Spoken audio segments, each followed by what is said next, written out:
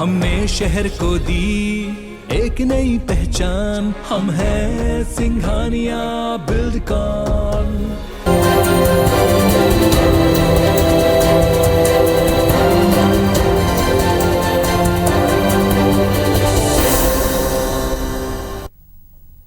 नमस्कार, मैं हूं शिरीष मिश्रा। छत्तीसगढ़ की बात में आप सभी का स्वागत है।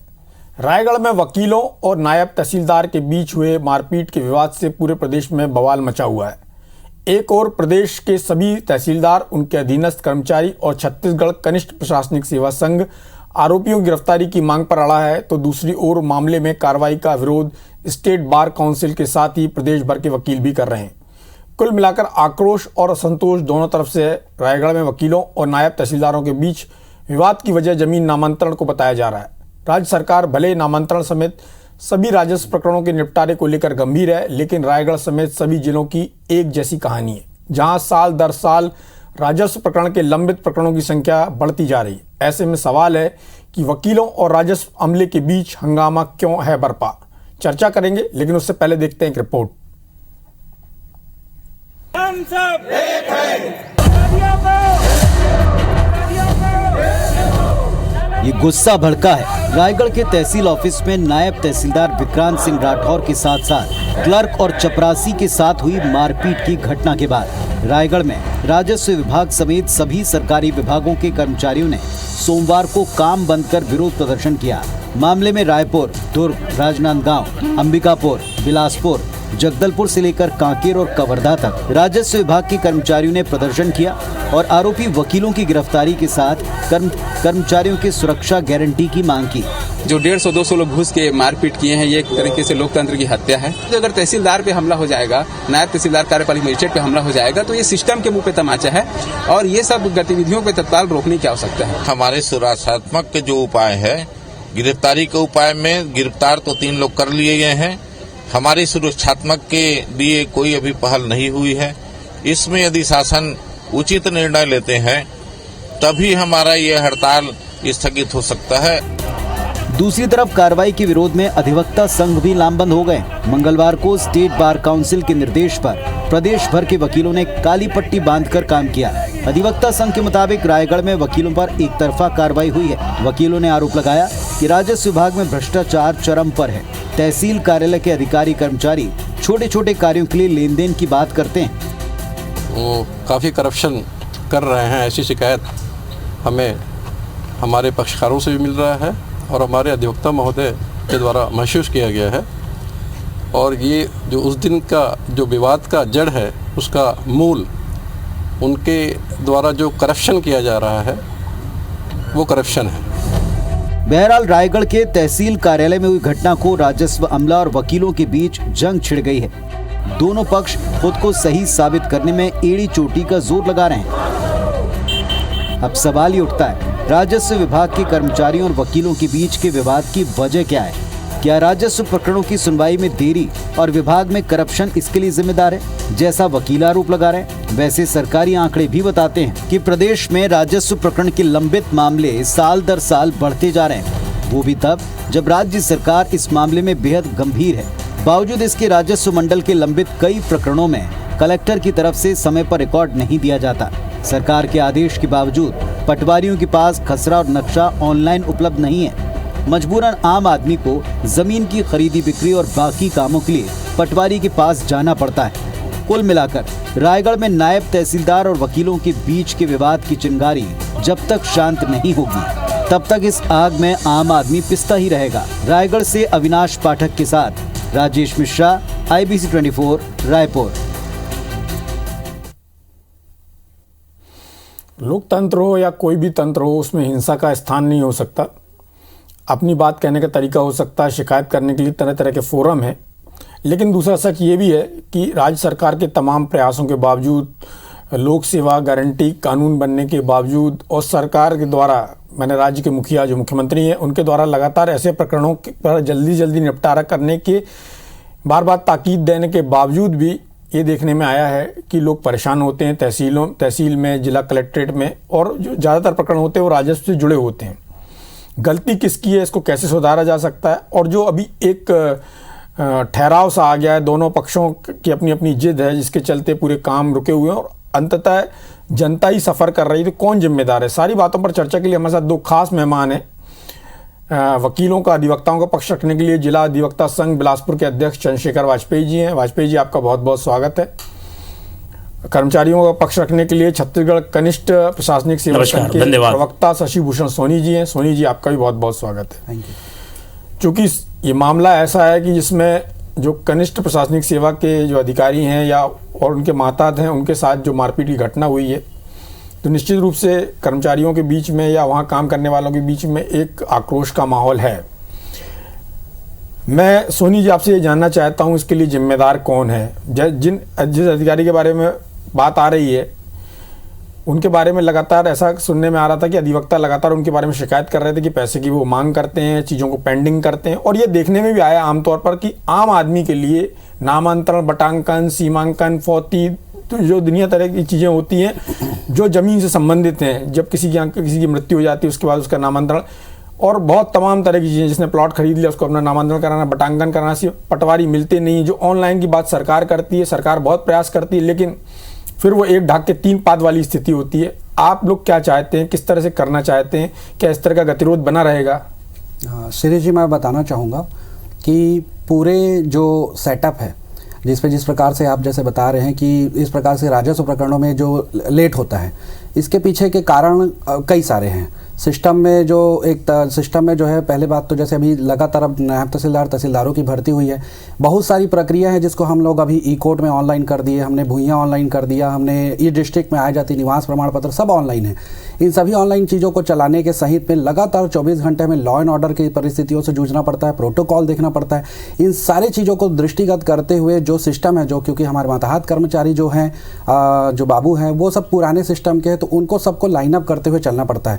और साथ ही क्योंकि हर किसी को एकाएक, आप देखे होंगे कि स्कूल में जब स्कूल प्रारंभ होता है उस समय प्रमाण पत्रों की संख्या बहुत बढ़ जाती है। अभी जो है लगभग जनवरी फरवरी में मॉडरेट सिचुएशन में रहता है। तो सभी प्रकार के कार्यों में, क्योंकि भूइयाँ से भी आजकल हम देखते हैं कि पंजीयन कार्यालय से सीधा हमारे आईडी में जो है आता है और हम वहाँ पर पंजीयन जो है तुरंत उसके प्रतिपादित करते हैं। तो ये सारी चीज़ें हैं जो ऑनलाइन प्रक्रिया है। साथ पे जो हमारे जो बाबू सेटअप है उनको मेंटेन करते हुए हम जो चल रहे हैं, इस सभी सेटअप में जो थोड़ा सा विलम्ब जो होती है वो इन्हीं कारणों से है कि हम लगातार जो संज्ञान तो ले, लेकिन कार्यों की अधिकता है और इस सिस्टम को दुरुस्त करना है। सोनी जी, आपकी सारी बात मैं समझ रहा हूँ और मैं ये भी नहीं बोलता हूँ कि पूरे सिस्टम में सारे लोग खराब हैं। और ऐसा देखा जाता है कि आमतौर पर लोग काम करना चाहते हैं, आराम से काम करते हैं, लोगों को सहयोग करते हैं। लेकिन कुछ अधिकारी होते हैं जिनके बारे में एक लोगों की राय भी बन जाती है और उनकी कार्यशैली में देखने में भी आता है। जिस अधिकारी के चलते ये पूरा घटनाक्रम हुआ, उनको लेके या उस घटना को लेके आपके पास प्रथम दृष्टया क्या जानकारी है? और उसमें आप, मारपीट की घटना तो निश्चित रूप से निंदनीय है, उसकी जितनी भर्त्सना की जाए कम है, लेकिन घटना के लिए दोषी कौन है जिसने इस स्थिति तक वहाँ पहुँचाया है?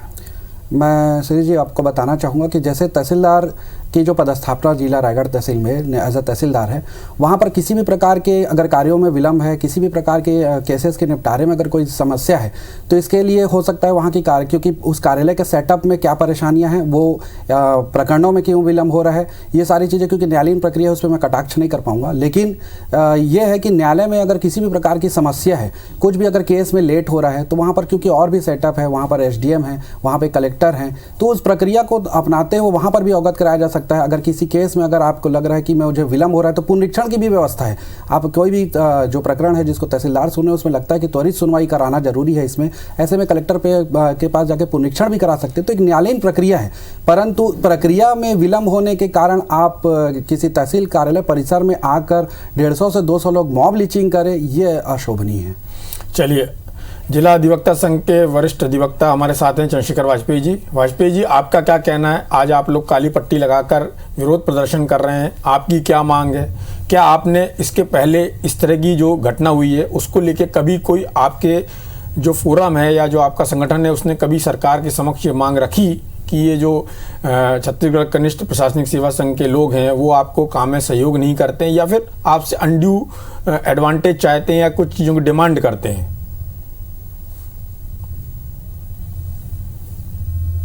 बिल्कुल, मैं सही कहना चाहता हूँ।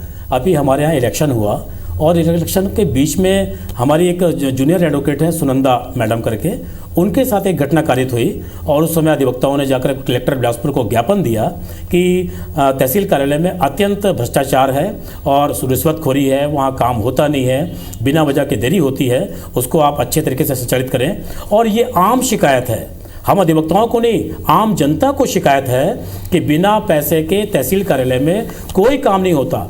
रायगढ़ की घटना देखिए, व्यवहार न्यायालय का एक आदेश जो मुझको जानकारी मिली है, व्यवहार न्यायालय की एक डिग्री जिसको मानने के लिए तहसील न्यायालय बाध्य है, उसको लेके एक पक्षकार जाता है, नामांतरण का आवेदन लगाता है, उसको संबंधित अधिकारी बोलते हैं कि ये फर्जी है, नहीं मानते हैं, वो अपने वकील को बताता है, वकील साहब जाते हैं, बताते हैं कि भैया ये न्यायालय का डिग्री है, निर्णय है, आपको नामांतरण करना पड़ेगा। उनके साथ बदतमीजी होती है, उनको कहा जाता है कि नहीं किया जाएगा, फर्जी है। उनकी बदतमीजी के आधार पर वकील साहब अपने संघ को निवेदन करते हैं, संघ उनका विरोध करता है तो क्योंकि उनके गलत कार्यों का विरोध कर रहे हैं तो उन अधिवक्ताओं के विरुद्ध झूठी एफआईआर करवा के उनके खिलाफ एक आपराधिक प्रकरण दर्ज करवा दिया गया कि वकीलों ने हमारे साथ बदतमीजी की और हमारे साथ गलत व्यवहार किया। वकील की कोई व्यक्तिगत दुश्मनी किसी तहसीलदार साहब से, नायब तहसीलदार साहब से, न्यायिक कर्मचारी से, राजस्व न्यायालय के कर्मचारी से नहीं है। वकील कभी भी उलझना नहीं चाहता है, लेकिन वकील के काम को बिना वजह के, बिना कारण के, केवल रिश्वत को लेकर, भ्रष्टाचारी को लेकर परेशान करते हैं। अभी आपने कहा, हमारे साथी ने कहा जो बैठे हुए हैं कि इसके उपाय हैं, आप एसडीएम से शिकायत करिए, कलेक्टर से शिकायत करिए, बड़े अधिकारियों से शिकायत करें। अर्थात ये मानते हैं कि ये गलती करते हैं और हम केवल शिकायत करते रहें, हम रिवीजन में ऊपर जाते रहें, क्या यही काम होगा? राजस्व न्यायालय के बारे में ये हमारे साथी ने एक बात कही, मैं उससे इस बात के लिए सहमत हूं कि वास्तव में राजस्व न्यायालय के ऊपर में बहुत सारा बोझ है। एक प्रमुख मांग करना चाहता हूं आपके माध्यम से कि सरकार राजस्व न्यायालयों की नियमित व्यवस्था करे। जिस प्रकार जुडिशल न्यायालय चलती है, 11 से 5 वहां पर न्यायाधीश बैठते हैं, नियमित काम होता है। हमको जुडिशल न्यायालयों में कभी कोई काम में दिक्कत नहीं आती। राजस्व न्यायालय में ऐसा साल भर में 50 बार होता है कि जब अधिवक्ता जाते हैं, एक वहां पर सूचना लग जाती है, आज माननीय मंत्री महोदय के कार्यक्रम के कारण से आज के सारे प्रकरण अमुक तारीख को बढ़ाए जाते हैं। ऐसा प्रायः होता है और वहां पर छोटे छोटे काम, नामांतरण का काम, राज्य शासन ने आदेश दिया, रजिस्ट्री का कागज वहां पर मेल हो जाएगा, वहां पहुंच जाएगा, पहुंच जाए, फॉर्मेलिटीज पूरी करिए, नामांतरण करिए, उसमें 1-1 साल 2-2 साल लगते हैं। मेरे घर की घटना, हम लोग 6 भाई हैं, मेरा बड़ा परिवार है, प्रतिष्ठित परिवार है। मेरा सगा छोटा भाई बिलासपुर का पार्षद वार्ड नंबर 1 का अपने से छोटे वाले भाई को एक जमीन दान में दिया, उसकी रजिस्ट्री हो गई, रजिस्ट्री के कागज लेकर नामांतरण का आवेदन पेश कर दिया। 9 महीने तक उसका नामांतरण नहीं हुआ, 1 साल तक नामांतरण नहीं हुआ, कोई रुकावट नहीं, इश्तिहार में कोई आपत्ति नहीं, किसी को कोई परेशानी नहीं। एक भाई दूसरे भाई को जमीन दान दिया है। अब ऐसे प्रकरणों में 1-1 साल का समय लगेगा। यदि कोई तहसीलदार साहब या कोई राजस्व अधिकारी ये काम करने की क्षमता नहीं है तो अपना इस्तीफा दें, दूसरे डिपार्टमेंट में जाएं। यदि पब्लिक सेक्टर के काम में यदि आप काम करना चाहते हैं तो आपको सारी चीज़ों को देख के और अच्छे से काम करना होगा। अधिवक्ताओं के खिलाफ झूठी शिकायत की गई है, 5 अधिवक्ताओं को गिरफ्तार किया गया है, ये बहुत ही निंदनीय कृत्य है। हम शासन से मांग करते हैं 5 अधिवक्ताओं के खिलाफ जो मुकदमा दर्ज हुआ है इसको विड्रा किया जाए, वापस लिया जाए। राजस्व अधिकारियों ने, कर्मचारियों ने जो वहां अधिवक्ताओं के साथ बदमाशी की है, बदतमीजी की है, एफआईआर दर्ज किया जाए और अधिवक्ताओं का प्रोटेक्शन एक्ट हमारा प्रस्तुत। जी सर, आपका प्रोटेक्शन एक्ट है, लेकिन ये बताएं सर, जो वीडियो फुटेज में दिखाया जा रहा है, जो मारपीट हो रही है, क्या वो गलत है? जी सर, अधिवक्ता काम करने के लिए कहां जाएगा? न्यायालय में जाएगा। वहां यदि व्यक्ति बदतमीजी कर रहा है, हम जाना बंद कर दें क्या? हमको वहां जाना है काम करने के लिए, तो ये उसको समझना है जो पब्लिक कॉन्टेक्ट पर बैठा है कि वो शालीनता पूर्वक काम करे अपना काम को। सर वाजपेयी जी बताएं, मेरे से ज्यादा या सोनी जी से ज्यादा कानून को आप समझते हैं। दिन भर आपका कानून से वास्ता होता है और कानून में ही लिखा हुआ है कि मारपीट या गाली गलौच या इस तरह की अभद्रता, तो आपके पास तो तमाम फोरम है, आप कलेक्टर के पास जा सकते हैं। आप बताएं, यदि वो कहीं भ्रष्टाचार है तो आप ईओडब्ल्यू में, एसीबी में शिकायत कर सकते हैं। आप तमाम जगह जा सकते हैं। सूचना का अधिकार है जिसमें आप मांग सकते हैं इतने दिन का था, कितने दिन में इन्होंने क्यों नहीं दिया, उसके पीछे क्या रीजन है, तमाम चीजें थी। उसके बावजूद और जो जिस अधिकारी को लेकर ये पूरी घटना हुई है, यदि उनकी इतनी ज्यादा शिकायतें, जैसे आपने कहा कि त्यागपत्र देकर दूसरी सेवा में चले जाएं, वो तो ऐसा होने वाला नहीं है। एक बात आपने और कही कि मंत्री प्रवास पर हैं, मंत्री वहां के दौरे पर हैं, इसलिए वो केसेस आगे बढ़ जाए। ये एक बड़ी समस्या है जो प्रशासन में पुलिस के साथ भी आती है और साथ में जो जिला कलेक्ट्रेट है उससे जुड़े हुए जो कार्यालय हैं उनके साथ आती है कि जो प्रोटोकॉल है उसके चलते उनके अधिकारियों को, उनके लोगों को वहां लगा दिया जाता है, जिसके कारण आम जनता परेशान है। ये सरकार के लिए सोचने की बात है। मेरा सवाल ये है, यदि आपके लोगों ने मारपीट की है जैसा वीडियो फुटेज में दिख रहा है, तो इसका अब समाधान क्या होता है? इसका समाधान क्या है? जी सर समाधान ये है, अधिवक्ता, सैकड़ों अधिवक्ता प्रतिदिन काम करते हैं, कभी ऐसी कोई मारपीट नहीं होती। अचानक कोई घटना घटी है, अधिवक्ताओं ने मारपीट नहीं किया है, वहां पर उसको उत्तेजित किया गया, उसको उकसाया गया, बदतमीजी की गई, वो अपने संगठन के पास जाकर निवेदन किया, संगठन आके उस घटना का विरोध किया, उसके बाद की जो घटना घटी है ये उन शासकीय अधिकारियों के लिए, उन राजस्व कर्मचारियों के लिए उचित नहीं है। अधिवक्ताओं ने कोई पहले से जाकर वहां पर बदतमीजी, कोई अपराध कारित नहीं किया है। वाजपेयी जी, सवाल मेरा वही है कि आपने विरोध किया, उन्होंने बदतमीजी की, तो मारने का अधिकार कैसे मिल गया? जी सर अब आप एक बताइए, मुझको एक प्रश्न का उत्तर दे दें भैया। 2 दिन से छत्तीसगढ़ के प्रत्येक राजस्व न्यायालय में ताला बंद करके ये अधिकारी कर्मचारी ताला बंद करके घूम रहे हैं। यदि इनका वकील से कोई विवाद है तो ये अपनी विवाद का निराकरण हड़ताल करें, आगे बढ़ें, जो करना है वो करें। राजस्व न्यायालयों में बिलासपुर के सकरी में, गनियारी में, मुंगेली में, सब तरफ बिल्हा में, मस्तूरी में ताला बंद है सर। आपको आज प्रेस मीडिया के लोग बताएंगे ताला बंद करके ये गए हैं। क्या शासन ऐसे समस्त राजस्व अधिकारी कर्मचारियों को सस्पेंड करेगा, टर्मिनेट करेगा? ये उनका व्यक्तिगत घर है, ये उनकी व्यक्तिगत कोई व्यापार की दुकान है, ये शासकीय कार्यालय है। शासकीय कार्यालय प्रतिदिन खुलेगा, समय से खुलेगा, कार्य दिवस में खुलेगा, ताला बंद करके चले गए हैं। ताला बंद करके ये विरोध करने के प्रयास कर रहे हैं। हमारी बातें हैं, हम अपनी बातों को रखने के लिए सड़क पे आए हैं। हमने विधिवत कलेक्टर को ज्ञापन दिया है, राज्य अधिवक्ता परिषद ने आदेश जारी किया कि आज हम काली पट्टी लगा के विरोध करेंगे। हमने किया उसका विरोध, हम इसके आगे भी बढ़ेंगे। हमारे पास सारे उपाय हैं सर, हम इनके खिलाफ शासन के FIR नहीं होती है, हम आगे बढ़ेंगे और हम लोग उसी दिशा में आगे बढ़ते हैं। लेकिन बदतमीजी, जी सर। चंद्रशेखर वाजपेयी जी का ये सवाल था कि जो छत्तीसगढ़ कनिष्ठ प्रशासनिक सेवा संघ से जुड़े हुए लोग हैं उन्होंने तालेबंदी करके वो क्यों चले गए हैं और सरकार को उसके ऊपर कार्रवाई करनी चाहिए। IBC 24 किसी भी तरह की मारपीट या इस तरह की घटना का कहीं से समर्थन नहीं करता, इसकी हम कड़ी आलोचना करते हैं और कानून अपनी कार्रवाई कर रहा है। वकीलों की गिरफ्तारी हुई है, उनके खिलाफ मामले दर्ज हुए और सरकार और पुलिस और प्रशासन अपना काम कर रहा है। सोनी जी, आपसे सवाल है कि जो वाजपेयी जी ने कहा, क्या ये आपकी व्यक्तिगत जागीर है या व्यक्तिगत चीज़ है जिसके कारण आप उसमें ताला लगा के चले गए? जैसे अधिवक्ता भी अपना विरोध प्रकट कर रहे हैं तो काली पट्टी लगा कर रहे हैं, आप भी दिन का कोई घंटा, कोई समय तय कर लेते कि आपको अपना विरोध करना था। जी सीरीज जी, मैं ये बताना चाहूँगा, हम लोग जो है एक जिम्मेदार अधिकारी के पद का निर्वहन करते हैं। 24 घंटे 365 दिन जो है हम लोग कार्यपालिक मजिस्ट्रेट की भूमिका में रहते हैं। हमें मालूम है कि चक्का जाम, लॉ एंड ऑर्डर किस प्रकार की इन परिस्थितियों में कई बार ऐसी आती है जब हम सुरक्षा की मांग भी नहीं करते हैं।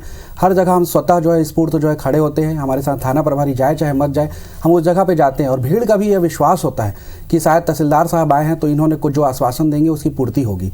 इस पूर्ति के बीच में जब अभी हम लोगों ने देखा कि अंतागढ़ जिले में, जो कांकेर जिला के अंतागढ़ है, वहाँ पे जब शासकीय जमीन से जब अतिक्रमण हटाया जा रहा था, वहाँ पर माननीय जनप्रतिनिधि महोदय के द्वारा जिस प्रकार से तहसीलदार पे कटाक्ष किया गया। इससे पहले अभी फरसाबहार जशपुर में ये हुआ था कि जब नायब तहसीलदार को जो है 8-10 लोगों ने घेरते हुए, दौड़ाते हुए उसको आहत किया, जिस पर FIR भी हुआ, 4 लोगों की गिरफ्तारी भी हुई थी।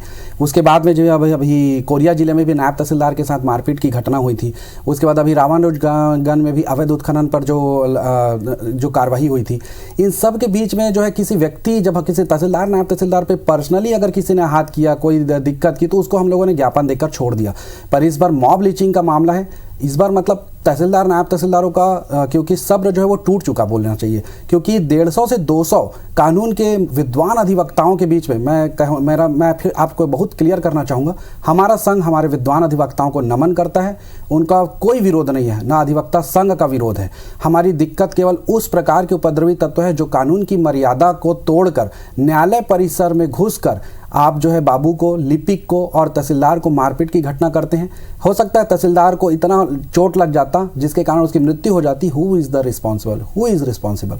ऐसी घटना कारित होने की हम लोग घोर निंदा कर रहे हैं। छोटी मोटी घटनाओं को तो हम स्वयं वहन करते हैं, लेकिन जब इस प्रकार की घटना, जब अपने ही न्यायालय परिसर में हम सुरक्षित नहीं होंगे। सोनी जी, एक सीधा सवाल जी, जो आरोपी थे उनकी गिरफ्तारी हो गई है और गिरफ्तारी की प्रक्रिया भी चल रही है, और जो भी दोषी होंगे या जो भी आरोपी होंगे उनको गिरफ्तार किया जाएगा। जी सर। अब आपकी क्या मांग है, और अब आपका जो आंदोलन है या जो आपकी हड़ताल है वो किस बात को लेकर है? हमारी मांग जो है ये है कि जितने भी लोग जो हमारे तहसीलदार, नायब तहसीलदार है, लगातार जो है सभी क्षेत्रों में कार्यपालिक मजिस्ट्रेट की भूमिका का निर्वहन करते हैं। हमारे पास सीआरपीसी की धारा 107 से लेकर सोनी जी, बहुत छोटा उत्तर चाहूंगा। जी सर, बताइए। हाँ, इस पे ये है सर, लगातार हम लोग जो शासन की ओर से एक ऐसी पहल चाहते हैं जिसमें वो कोई ऐसा सर्कुलर करे या कोई ऐसा नियम करे जिसके तहत किसी भी प्रकार की इस प्रकार की घटना भविष्य में पुनरावृत्ति ना हो। ये हमारी मुख्य मांग है सर। वाजपेयी जी, इस गतिरोध को खत्म करने के लिए आपका जो अधिवक्ता संघ है, जी सर, स्टेट बार काउंसिल है, वो क्या करने जा रहा है? आप इसका हल कैसे देखते हैं, क्योंकि जनता परेशान हो रही है? सर, पहला हल तो ये है कि शासन, जैसा मैंने पहले कहा था कि जुडिशियल ऑफिसर जैसा बैठते हैं न्यायालयों में 11 से 5, राजस्व अधिकारियों की ऐसी व्यवस्था कर दे कि वे नियमित रूप से 11 से 5 बैठें। किसी भी नेतागिरी के कार्यक्रम में, प्रोटोकॉल में उनका कोई इन्वॉल्वमेंट ना हो, वो केवल न्यायालयीन प्रकरणों का निराकरण करें।